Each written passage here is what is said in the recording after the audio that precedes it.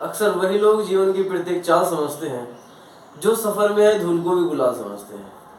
दोस्तों, ज़िंदगी के सफ़र में जब आप बड़े बन जाएं तो आप उन लोगों के सामने बड़े कभी मत बनना जिन्होंने आपको बड़े किया है। दोस्तों, ये बताया गया है कि एक अच्छे इंसान की खुशबू सभी दिशाओं में जाती है, लेकिन एक फूल की खुशबू केवल उसी दिशा में जाती है जिस दिशा में हवा चलती है। तो आप एक अच्छे इंसान बनिए, समाज का अच्छे नागरिक बनिए, इस देश के अच्छे नागरिक बनिए और अपने साथ साथ कमज़ोर तबके लोगों को भी आगे बढ़ाने की कोशिश कीजिए। दोस्तों, मैं आप लोगों को अलजेब्रा पढ़ा रहा था। आज मैं अलजेब्रा में जो मैंने चीज़ें छोड़ी हैं अपनी बाकी वीडियोस में, उन चीज़ों को कवर कराऊंगा। कुछ खास चीज़ें आप लोगों को पढ़ाने वाला हूँ। कुछ क्वेश्चंस मैं आप लोगों के लिए लिख कर लाया हूँ एज ए PDF, जिसे का फोटो मैं आपके डिस्क्रिप्शन बॉक्स में टेलीग्राम चैनल का लिंक दिया हुआ है। टेलीग्राम चैनल पर मैं इस चीज़ को डाल दूंगा, वहाँ से आप डाउनलोड कर सकते हैं। दोस्तों, मैं आप लोगों को एक खुशखबरी देते हुए बेहद ज़्यादा खुश हूँ। मैं आप लोगों के लिए एक प्रैक्टिस सेशन के रूप में बैच लेकर आ रहा हूँ। SSC का बैच होगा वो, उसमें सभी तरह के क्वेश्चन होंगे। SSC CGL के भी क्वेश्चन होंगे, CHSL के भी क्वेश्चन होंगे, MTS के भी होंगे और GD के भी होंगे।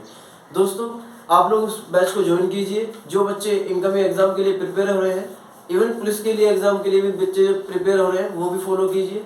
आप लोगों को आपकी तैयारी में जरूर चांद लग जाएंगे। दोस्तों, चलिए आज का सेशन मैं शुरू कर लेता हूँ। देखिए, सबसे पहले मैं आप लोगों को ये बताना चाहता हूँ कि यदि 2 या 2 से संख्याओं से अधिक संख्याओं के वर्गों का योग 0, यदि हमने कहा कि x² + y² + z² बराबर 0, तो दोस्तों इसका मतलब होता है कि x यहाँ पे 0 होगा, y 0 होगा और z 0 होगा। यानी कि जब 2 या 2 से अधिक संख्याओं के वर्गों का योग 0, तो वे संख्या अलग अलग 0 होती है। कैसे? एग्जाम्पल कहेगा x - 1 का होल स्क्वायर, y - 2 का होल स्क्वायर, z - 3 का होल स्क्वायर 0 है। आपसे वैल्यू पूछेगा x + y + z की वैल्यू बताइए क्या आने वाली है। तो दोस्तों, आप कुछ नहीं करने की, जैसा कि मैंने भी आपको पढ़ाया कि 2 या 2 से अधिक संख्याओं के वर्गों का योग यदि 0 है तो ये संख्या अलग अलग 0 होती है। अर्थात x - 1 बराबर 0 होने वाला है, x का मान 1 आएगा। y - 2 बराबर 0 होने वाला है, y का मान 2 आएगा। और z - 3 = 0 होने वाला है, तो z का मान 3 आएगा। एक बार फिर समझिए दोस्तों, तो यदि मैंने x - 1 के होल स्क्वायर को 0 माना है तो x का मान 1 आएगा। यदि y - 2 के होल स्क्वायर को 0 माना है तो उस दिशा में y का मान 2 आएगा। और यदि z - 3 0 के बराबर है तो z का मान 3 आएगा। अब वैल्यू निकाल लेते हैं x + y + z की, x + y + z की। दोस्तों, x का मान 1 है, y का मान 2 है और z का मान 3 है, तो इसका मतलब ये होगा 3 × 2 = 5 और 1 6। ये बात आपको याद रखनी है दोस्तों। देखिए, इस क्वेश्चन को एक तरीके से एग्जाम में और दे देता है। ये तो मैंने सीधे होल स्क्वायर में दिए हैं। एग्जाम में कभी कभी ना ओपन करके भी दे देता है, जैसे x² + y² + z² - 2x - 4y - 6z + 14 = 0। तो दोस्तों, एग्जाम में यहाँ से पूछता है कि x + y + z का मान क्या होगा। देखिए, आइडेंटिटी क्या है दोस्तों? जो वैल्यू पुटिंग के क्वेश्चन है, मैं उनके लिए एक सीरीज आपको और लेकर आऊंगा जिसमें वैल्यू पुट करके क्वेश्चन सोल्व कर सकते हैं। लेकिन ये क्वेश्चन उस कंडीशन के नहीं होते। तो आप देखेंगे कि भाई इक्वेशन हमारे पास एक दी है और ये जो अननोन वेरिएबल है, यानी कि जिनकी वैल्यू हमें पता नहीं है, x y z इसमें 3 है, एक x है, एक y और एक z है। 3 तरह के वेरिएबल है। तो आप याद रखना कि सोल्व केवल हम क्वेश्चन को उसी दशा में कर सकते हैं जब जितने वेरिएबल है उतने ही इक्वेशन दिए जाए। यदि इक्वेशन कम है और वेरिएबल ज्यादा है तो इसका मतलब समझ जाइए कि हम इन्हें सोल्व तो कर नहीं सकते, कुछ और जुगाड़ बैठाएंगे।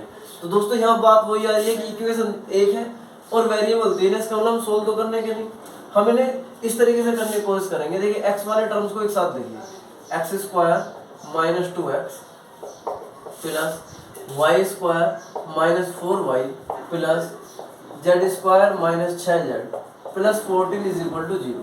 दोस्तों, अभी आप परफेक्ट स्क्वायर बनाएंगे। आप परफेक्ट स्क्वायर जब बनाए, याद रखना कि ये जो वैल्यू x का गुणांक है 2 का आप आधा कीजिए। 2 का आधा होता है 1 का वर्ग जोड़िए, यानी कि 1 हमने दोस्तों यहाँ जोड़ दिया। अगर मैं यहाँ करूंगा y² - 4y का आधा, यानी कि 4 का आधा कितना होता है? 4 का आधा होता है 2। 2 का वर्ग कितना? 2 का वर्ग 4, तो मैं यहाँ 4 जोड़ दूंगा। z² - 6z, यह z का गुणांक 6 है दोस्तों, 6 का आधा होता है 3, 3 का वर्ग आपका 9 जोड़ दूंगा। अब आप देखिए, ये सबको मिलाकर 14 बैठ रहा होगा भाई। 9 4 13, 13 और 1 14 बैठ रहा है। क्वेश्चन हमारा बैलेंस। अब दोस्तों देखना, हम इसे क्या लिख सकते हैं भाई? ये है x - 1 का होल स्क्वायर + y - 2 का होल स्क्वायर + z - 3 का होल स्क्वायर = 0। तो वो एग्जामिनर के ऊपर निर्भर करता है कि क्वेश्चन इस रूप में दे या आपको खोल कर दे, आपको पहले स्क्वायर के फॉर्म में बनाना पड़े। तो दोस्तों एक्स स्क्वायर के फॉर्म में बनाना बेहद ज़्यादा आसान है, आप इसे डायरेक्ट भी कर सकते हैं। देखिए एक बात मैं आपको समझा दूँ, जब आप एग्जाम में बैठे तो इस क्वेश्चन को करने का छोटा तरीका क्या हो सकता है, आप ये बात याद रखेंगे कि एक्स वाई जेड का आप मान यदि निकालना चाहते हैं तो देखिए डायरेक्ट कैसे निकाल सकते हैं दोस्तों।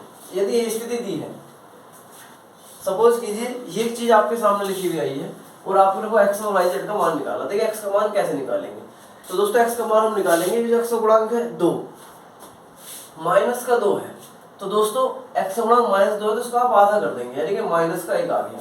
लेकिन चूंकि ये एक ही तरफ है तो यदि एक्स का मान निकालूंगा तो मुझे कांस्टेंट वैल्यू इस तरफ लेके आनी पड़ेगी, तो ये माइनस है तो इधर जाके पॉजिटिव हो जाएगी, तो इसका मतलब एक्स का मान आएगा आपका +1। यदि दोस्तों मैं वाई निकालना चाहता हूँ, वाई का गुणांक है -4, तो -4 का मैं आधा करूंगा, -2 आएगा। लेकिन यदि मैं इसको ट्रांसफर कर दूंगा इस तरफ तो वो आपका प्लस का बन जाएगा, तो वाई का मान आएगा आपका 2। यदि मैं जेड निकालना चाहता हूँ, जेड का मान है -6, यदि -6 का आधा करता हूँ तो -3 मिलेगा, वो यदि मैं इसको फिर ट्रांसफर करूंगा तो दोस्तों ये प्लस का 3 आ जाएगा। तो इसका मतलब मुझे यदि ये चीज पता है तो मुझे इस फॉर्म बनाने की जरूरत नहीं है। अब मुझे वैल्यू जाननी थी x + y + z की दोस्तों, तो x + y + z की वैल्यू क्या थी दोस्तों, x का मान 1 था, y का मान 2 था और z का मान 3 था। 3 2 5 और 1 6 आ गया। तो मैं उम्मीद करता हूँ ये चीज आपके समझ में आ गई होगी। ये बेहद ज्यादा खास है और बेहद ज्यादा आसान है, ये कभी भी एग्जाम में पूछ ले जाते हैं। चलिए दोस्तों थोड़ा सा आगे बढ़ जाते हैं, इसी की तरह एक क्वेश्चन और लेते हैं। देखिए एक क्वेश्चन में ये दिया है कि 2a - 1 का होल स्क्वायर प्लस 4b - 3 का होल स्क्वायर 4c + 5 का होल स्क्वायर बराबर 0 दिया हुआ है। दोस्तों वैल्यू पूछी है a की क्यूब प्लस b की क्यूब प्लस c की cube minus 3abc over a square plus b square plus c square की वैल्यू पूछी है। दोस्तों क्या होगा, देखिए सबसे पहले हम क्या करने वाले हैं, मैं वही वैल्यू निकालूंगा। यदि 2a - 1 का होल स्क्वायर 0 है तो दोस्तों a का मान कैसे निकालेंगे हम, a का मान देखिए a आने वाला है 2a - 1 का बराबर 0, यानी 2a का मान आ गया आपका 1, तो a का मान आएगा आपका दोस्तों 1/2। यदि मैं b का वैल्यू निकालूंगा ये आएगा 4b - 3 = 0, तो b की वैल्यू आएगी 3/4। दोस्तों यदि मैं c की वैल्यू निकालूंगा ये मुझे मिलेगा 4c + 5 = 0, c का मान आने वाला -5/4। अब दोस्तों देखना जरा, यदि मैं a + b + c निकालता हूँ क्या आएगा, a + b + c का मतलब ये है कि ये 1/2 है, c का मान b का मान 3/4 और c का मान -5/4 है। आप इनका एलसीएम लीजिए, एलसीएम 4 आया, 2 से भाग करूंगा 2 बार, 2 एकम 2 प्लस 4 एकम 4 1 3 3 -5, तो दोस्तों 3 2 5 में से 5 गए 0 आ गया। अब आप जानते हैं कि a + b + c 0 है, तो ये जो वैल्यू होती है a की क्यूब + b की क्यूब + c क्यूब -3abc 0 होती है। दोस्तों जिन बच्चों को नहीं पता हमारी पुरानी वीडियो देखिए, मैंने पूरा एक क्लास आपको a की cube + b cube + c cube पर दी है, आप उस वीडियो को जरूर देखना ये चीजें, और इससे संबंधित जो एग्जाम में क्वेश्चन आते हैं वो आपकी समझ में जरूर आएंगे। चलिए दोस्तों मैं उम्मीद करता हूँ ये टॉपिक आपके क्लिक कर गया होगा। देखिए एक क्वेश्चन और ले लेते हैं, मैंने इसके तरह का एक क्वेश्चन और लिख रखा है, आप लोग उसे करना, वीडियो पॉज करना, मुझसे पहले अपना आंसर कमेंट बॉक्स में लिखना, फिर आप अपना आंसर मिलाना। देखिए क्वेश्चन क्या है दोस्तों, क्वेश्चन है आपका कि p² + q² + r² बराबर -2 p + 2q + 3r -14। वैल्यू पूछिए p + q + r का मान क्या होगा। दोस्तों जैसा कि मैंने भी आप लोगों को समझाया था इस क्वेश्चन में कि भाई यदि मुझे x का मान निकालना है तो मैं x का गुणांक लिखूंगा और आधा कर दूंगा। क्या इसमें भी ऐसे हो सकता है, बिल्कुल होगा। और एक बात और, ये तो एक तरफ थी, इसने ऑलरेडी ट्रांसफर किए हुए हैं, तो दोस्तों को p का मान कैसे निकालेंगे हम।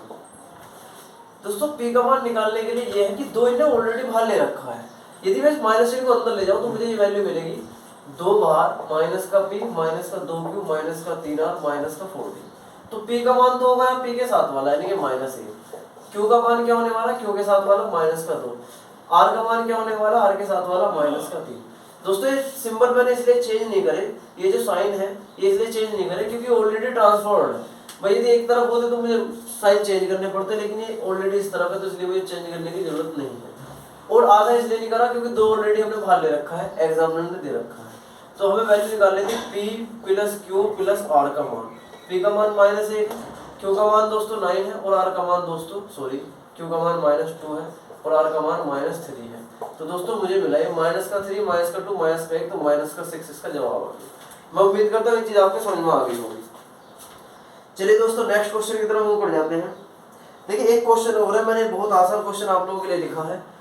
क्वेश्चन क्या है जरा समझने की कोशिश करना, आप हंसेंगे इस क्वेश्चन को देखकर यदि आपने सेशन वाकई समझ रहे हैं। X square plus Y square plus 2x plus 1 is equal to 0। Value find करनी है दोस्तों x की पावर 31 प्लस y की पावर 32 की, सॉरी y की पावर 35 की। चलिए शुरू कर लेते हैं। मैं देख रहा ये एक्स स्क्वायर है, यदि एक्स वाला इसके साथ लिख दो 2x plus 1 plus Y square बराबर 0, तो दोस्तों ये मुझे मिला x प्लस 1 का whole square plus Y square is equal to 0। अब आप सोचिए दो संख्याओं के वर्गों का योग 0 है, इसका मतलब क्या है कि ये संख्या अलग 0 आने वाली है। x प्लस 1 बराबर 0 तो x का मान -1 आएगा और ये y अलग 0 आने वाला है। अब दोस्तों अगर मैं वैल्यू पुट कर दूं, x की वैल्यू -1 की पावर 31 हो गई, y का मान 0 की पावर 35 हो गया। -1 की पावर 31 माइनस का 1 होता है और 0 की पावर 35 0 होता है। इसका मतलब आंसर आया आपका -1। मैं उम्मीद करता हूँ ये चीज आपकी समझ में आ गई होगी। चलिए दोस्तों अब मैं आपको कुछ फैक्टर समझाना चाहता हूँ। फैक्टर क्या है?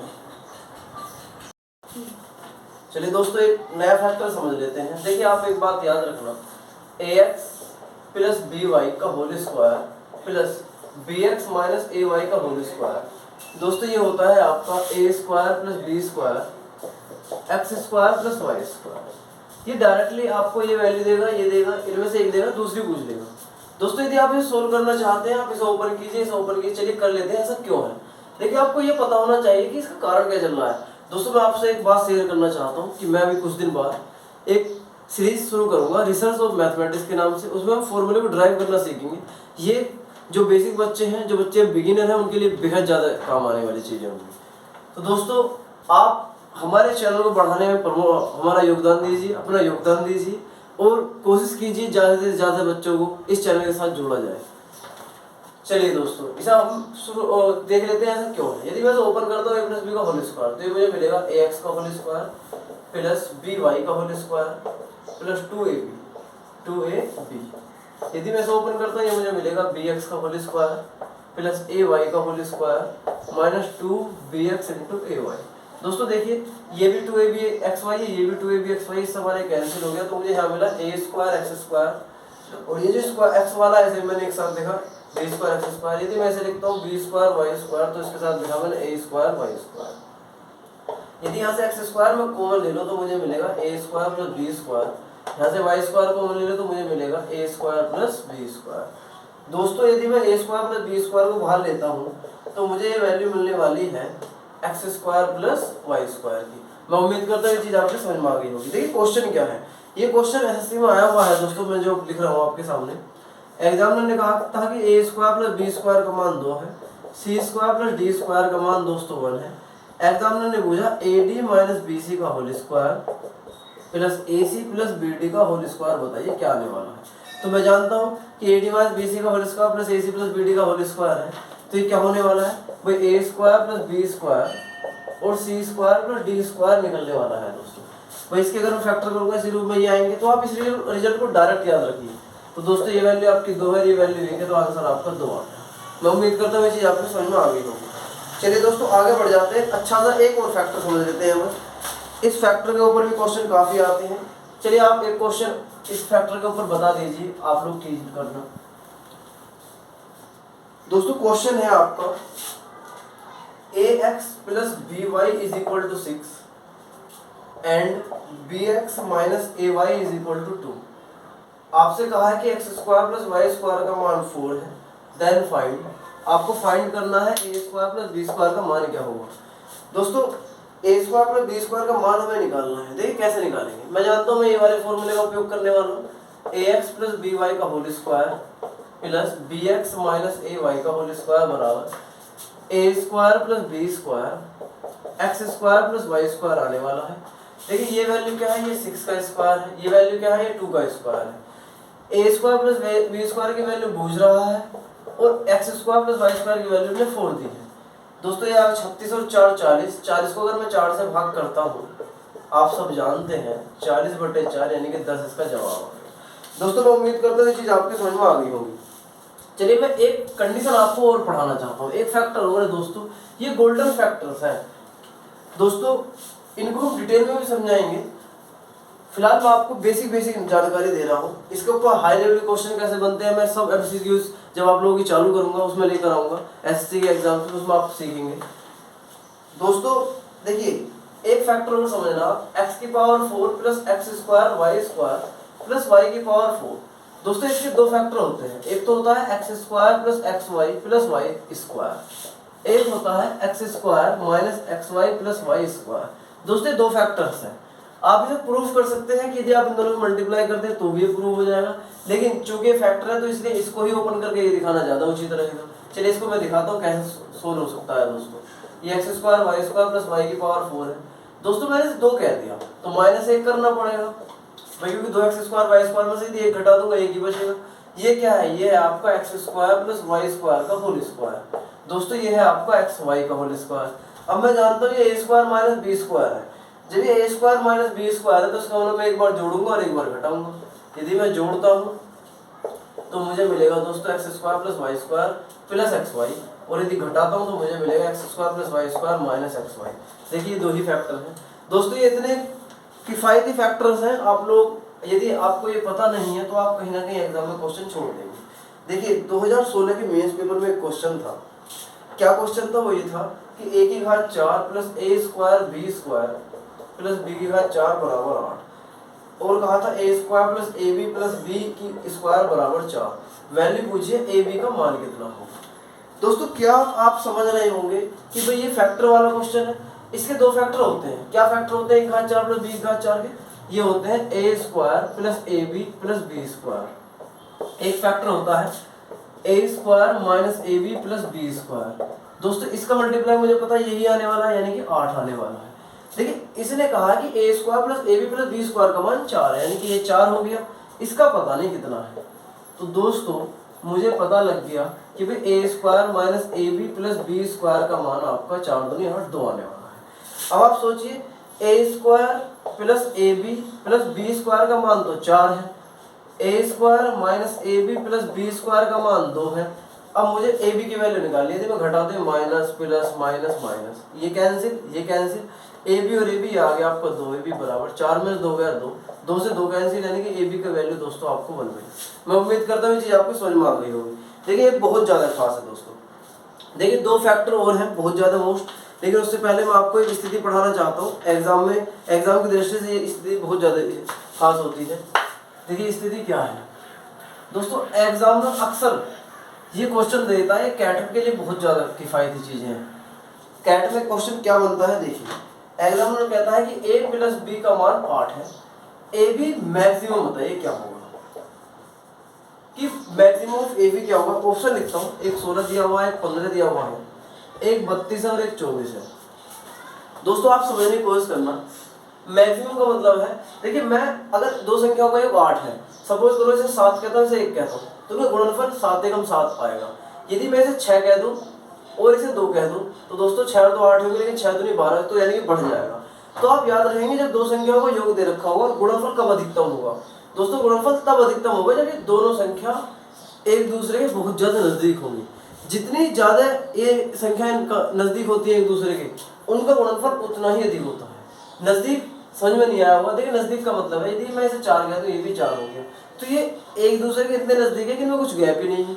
तो दोस्तों यदि मैं गुणनफल लूँगा तो ये आएगा 4 4 4 चौक 16, यानी कि 16 इसका प्रोडक्ट आ गया। Answer is first correct. तो दोस्तों जब आपसे कहे कुछ संख्याओं का योग दे और गुणनफल अधिकतम हो जाए तो आप उन्हें समान मात्रा में तोड़ दीजिए। जैसे 8 है तो 4 4 दे दीजिए। सपोज करिए 3 संख्या होती है, जैसे मैं कहूँगा आपसे a प्लस बी प्लस सी बराबर 12 है, ए बी सी का अधिकतम मान बताइए क्या होगा। तो मैं क्या करूँगा, 3 संख्या 3 भाग कर दो, तो 3 से भाग करूँगा, एक भाग में 4 आ गया, यानी कि a भी 4 आने वाला, b भी 4 और c भी 4। अब दोस्तों a 4 b 4 c 4, तो इसका मतलब क्या है, यदि मैं 4 रखूंगा 4 गुणा 4 गुणा 4, यानी 4 चौक 16 चौका 464, इसका जवाब आ गया। तो दोस्तों जब भी आपसे संख्याओं का योग देगा और गुणनफल पूछेगा तो आप उन संख्याओं को बराबर बराबर मात्रा दीजिए और गुणनफल निकाल दीजिए। जैसे ये क्वेश्चन आपके समझ में आ गया होगा, मैं फिर भी एक बार समझा दूं। a प्लस बी प्लस सी 12 है, ए बी सी पूछ रहा है, तो आप 12 के समान टुकड़े कीजिए 3। तो दोस्तों 4 4 बढ़ गए, तो 4 चौक 16 चौका 64 आ गया। आप यहाँ कुछ भी डिजिट दे दीजिए, आपको दोस्तों आंसर मिलेगा ही नहीं। आप कोई भी अपनी तरफ से संख्या एज्यूम कर सकते हैं, सब संख्या 64 से छोटी होने वाली है। दोस्तों एक अंतिम क्वेश्चन ले लेते हैं। देखिए क्वेश्चन ये है कि a plus B plus C plus D बराबर 4 है। आपसे वैल्यू पूछिए a plus 1, B plus 1, C plus 1 और डी प्लस 1 का मान क्या आने वाला है। इसका गुणनफल पूछ रहा, मैक्सिमम गुणनफल कितना होगा। दोस्तों चलिए बताइए क्या होगा। आप वीडियो पॉज कीजिए, क्वेश्चन को सोल्व करने की कोशिश कीजिए। चलिए मैं उम्मीद करता हूँ आपने वीडियो पॉज की होगी, क्वेश्चन सोल्व करने की कोशिश की होगी। दोस्तों हम क्या करने वाले हैं, देखिए सबसे पहले मैंने आपको ये बताया कि जब संख्या ये है तो गुणनफल हम तब मैक्सिमम निकाल सकते हैं जब ये सारी संख्या समान हो, यानी कि a प्लस 1 के मान b प्लस 1 के बराबर हो, इसका मान c प्लस 1 के बराबर हो, इसका मान d प्लस 1 के बराबर हो। दोस्तों मैंने सबको k मान लिया, तो इसका मतलब a प्लस 1 भी k है, b प्लस 1 भी k है, c प्लस 1 भी k है और d प्लस 1 भी k है। तो a का मान आने वाला है k माइनस 1, b का मान आने वाला भी ये k माइनस 1, c का मान भी k माइनस 1 होगा और d का मान भी k माइनस 1 होने वाला है। यदि मैं सबको जोड़ दूं a plus b plus c plus d, दोस्तों जोड़ इसलिए रहा हूँ क्योंकि जोड़ की ही वैल्यू में दी गई है। यदि इन्हें भी ऐड कर दूं तो ये मुझे मिलेगा 4k माइनस 4। ये दोस्तों वैल्यू 4 है, इसका मान आ गया 4k माइनस 4। यदि 4 में इधर ले जाऊं तो ये मुझे मिला 4k is equal to 4 plus 4, यानी कि 4k की वैल्यू होगी आपकी 8 और k का मान आ गया आपका 2। जब k का मान 2 है यानी कि a प्लस 1 का मान भी 2 हुआ, दोस्तों k है, b प्लस 1 का मान भी 2 हुआ, c प्लस 1 का मान भी 2 हुआ और d प्लस 1 का मान भी 2 हुआ। तो आंसर आपका आया 2 दूनी 4, 8 दूनी 16। तो मैं उम्मीद करता हूँ आपका ये सेशन जरूर समझ में आया होगा। दोस्तों जैसा कि मैंने आप लोगों को बताया कि मैं आपके एसएससी के एग्जाम के लिए आपको तैयार करने के लिए एक बैच इसी वीक चालू कर दूंगा। उसमें आपको रोज क्वेश्चंस मिलेंगे, 15 से 20 क्वेश्चन हम प्रैक्टिस करेंगे। ये चीज़ें आपके साइड वाइज चलती रहेंगी, टॉपिक मैं आपको साइड में पढ़ाता रहूँगा और मैं एक रिसर्च ऑफ मैथमेटिक्स के नाम से एक सीरीज शुरू करूँगा। उसमें दोस्तों हम आप लोगों को ये पढ़ाएंगे कि कोई भी चीज़ मैथमेटिक्स में कहाँ से आई है और इसका क्या उपयोग है। दोस्तों आप लोगों के मैथमेटिक्स के ज्ञान में 4 चांद लगाने के लिए हम आए हैं और हम ऊपर वाले ने चाहा आप लोगों को ये चीज़ जरूर देकर जाएंगे। धन्यवाद दोस्तों।